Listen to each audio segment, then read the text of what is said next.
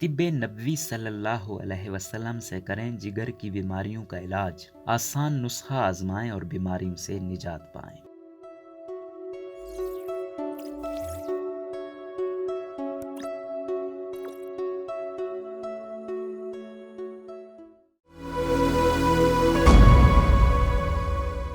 ہمارے کھانے پینے کی غلط عادات کی وجہ سے اور کھانے پینے کی چیزوں میں بے تحاشا ملاوٹ کی بنا پر اس وقت لوگ طرح طرح کی بیماریوں میں مبتلا ہیں۔ ان بیماریوں میں ہیپاٹائٹس، جگر کا ورم، جگر کی خرابی اور اسی طرح کی دوسری بیماریاں عام ہوتی جا رہی ہیں۔ ان بیماریوں کا علاج مہنگا ہونے کے ساتھ ساتھ طویل بھی ہے۔ طب نبوی میں ہر بیماری کا علاج موجود ہے۔ اگر اس کو اپنی زندگی کا لازمی جزو بنا لیا جائے تو ہماری زندگی میں کافی حد تک آسانی پیدا ہو جائے گی۔ آج ہم نبی کریم صلی اللہ علیہ وسلم کی پسندیدہ سبزی کدو سے ایک مزیدار رائتا بنا رہے ہیں، جو کہ حکیم آغا نے ہمیں بنا کر بتایا۔ اس کا استعمال جگر کی ہر قسم کی بیماری میں فائدہ پہنچاتا ہے۔ کدو ایک ہلکی غذا ہے جو زود ہضم ہے اور دوسری غذاؤں کو بھی جلد ہضم کرتا ہے۔ بخار کے مریضوں کے لیے بے حد مفید ہے، پیاس کو کم کرتا ہے، گرمی کے سر درد کو دور کرتا ہے اور پیٹ کو نرم رکھتا ہے۔ حدیث مبارکہ میں آتا ہے کہ رسول صلی اللہ علیہ وسلم نے فرمایا، تمہارے لیے کدو موجود ہے، یہ دماغ کی صلاحیت بڑھاتا ہے۔ کدو کا پانی جوڑوں پر ملنے سے جوڑوں کے درد میں آرام آتا ہے۔ کدو کے ساتھ سرکہ ملا کر کھانے سے جسم کے غلیظ معدے نکل جاتے ہیں۔ اگر اسے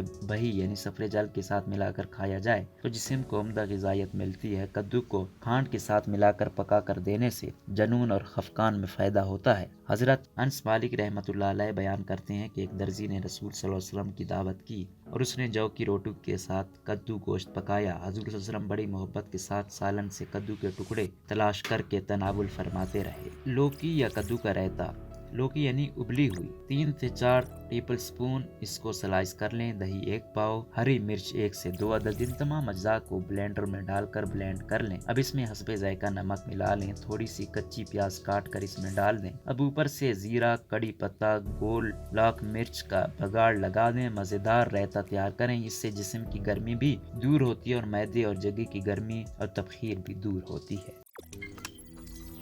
روزنامہ قدرت کی ویڈیو دیکھنے کے لیے ابھی یوٹیوب چینل پہ سبسکرائب کریں اور بیل آئیکن پر بھی کلک کریں۔